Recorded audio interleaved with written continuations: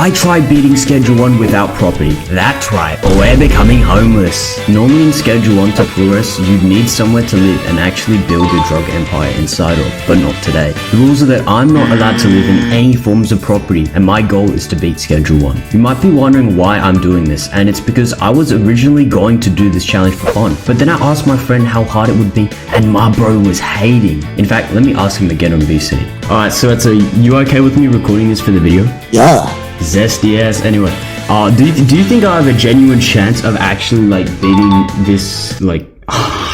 Do you think I have an actual chance of beating Schedule 1 without using any property, like straight up homeless edition? No, but you suck though. Alright, I'm gonna prove it to you. Watch this, bro. I bet. So today, I'm on a mission to prove my haters wrong by beating this challenge. By the way, if you enjoy this content, please like and subscribe, or who knows, I might be doing the no property challenge in real life soon.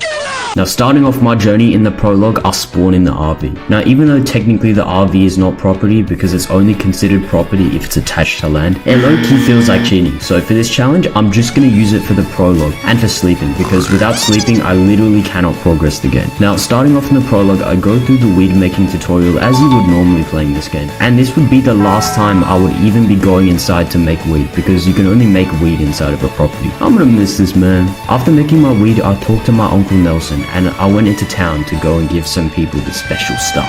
After giving the weed to some people and getting a package that my extremely drugged up uncle wanted, I went to bed, ending the prologue with my uncle getting arrested by the police and me running away in the RV. Now, after getting that boring ass prologue out of the way, it's time for the real game. I woke up in my RV and got a call from Uncle Nelson telling me to get back into business, and he asked me to go to these dead drops around the city to get some cash. Now, I did get the first 2 dead drops, but we cannot under any circumstances take the last dead drop, because once we do, the RV explodes, and there goes our place to sleep. So what do we do now? Well, even though we can't follow the quest line further, we actually don't need to, because even though this quest line helps to expand the business, this questline actually gets us literally nowhere. In fact, there is no real ending to this game. But wait, I didn't clickbait you. I'm not Mr. Beast. The real and actual way I'm going to beat this game is by achieving the Hustler tier by getting enough levels, because no tier in Schedule 1 describes my journey of trying to hustle to prove my friend wrong better than the Hustler tier, baby. Now, even though there are tiers above Hustler, you guys gotta remember,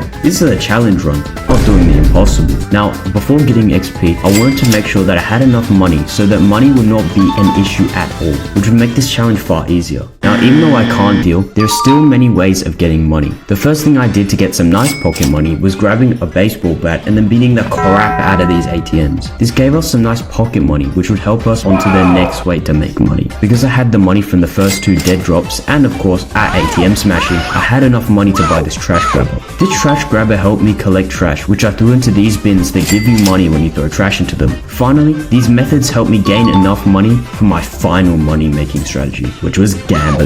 Now, even though gambling sounds like an absolutely brain dead way to make money that would somehow make me even more homeless than I already was in this game, somehow, for some reason you actually have a better chance of making tons of money gambling than actually losing all your money. So you know exactly what I did.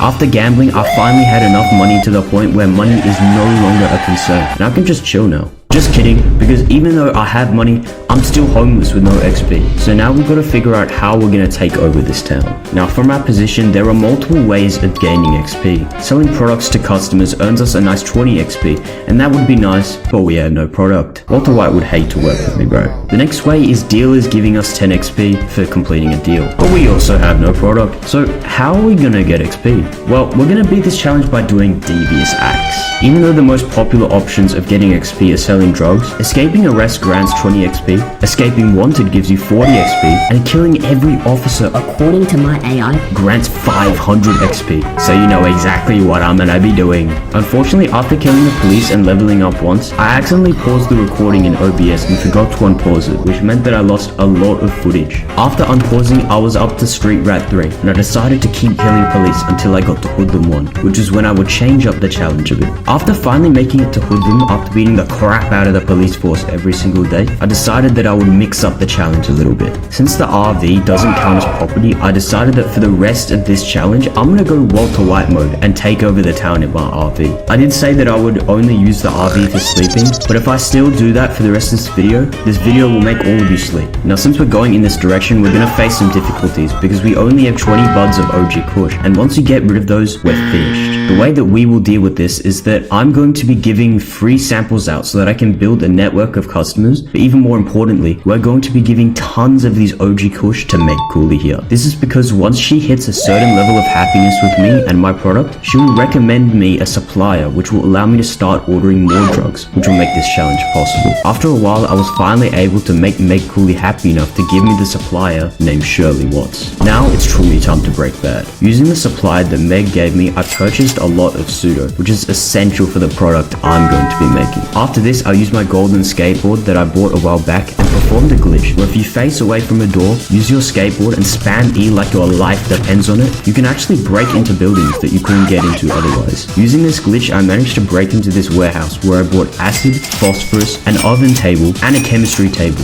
which was finally enough to begin my operation. After taking a painfully long amount of time to realize what I was doing, it was time to cook. If you haven't guessed what I was cooking already from all of the Breaking Bad references, I'm cooking meth. I'm not gonna lie, it took an embarrassingly long amount of time to learn how to even make the meth because I unfortunately lack something known as a brain. After finally cooking the meth though, everything was about to change because now it's time to start handing out this product everywhere. Starting off, any civilians I could find on the street, I would just hand out free samples of meth to and strike up deals with pretty much anyone. I also tried pickpocketing my drugs back, but with my pickpocketing skills, let's just say that didn't go as well as planned. Now, I did make a lot of progress selling my meth like this, but I was actually making a huge mistake throughout all of this that made the challenge go on for way longer than it needed to. Can you guess what it was?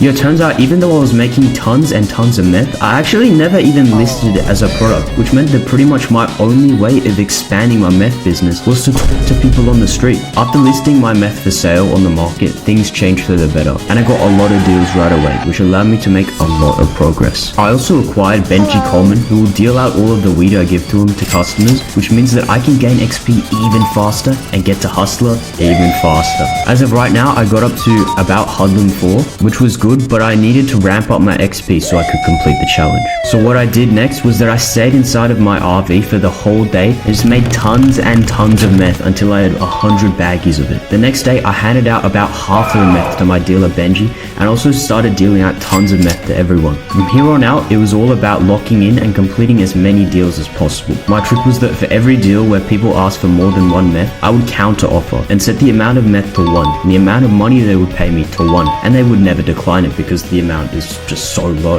This means that I can give out as little meth as possible while still getting the same amount of XP, which helped me level up a lot faster. After finally putting in a ton of effort, I managed to finally achieve my goal of Hustler 1 and I managed to beat the challenge. But it's not over yet because I did all of this to prove my friend wrong. So the final thing I have to do is see what he thinks of this. Yo, Suratsa dude, I did it, bro. I did it. Look at this screenshot. What? Look at this screenshot. Look at that Hustler 1 right there.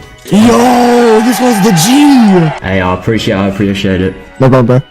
This could not sound any more scripted.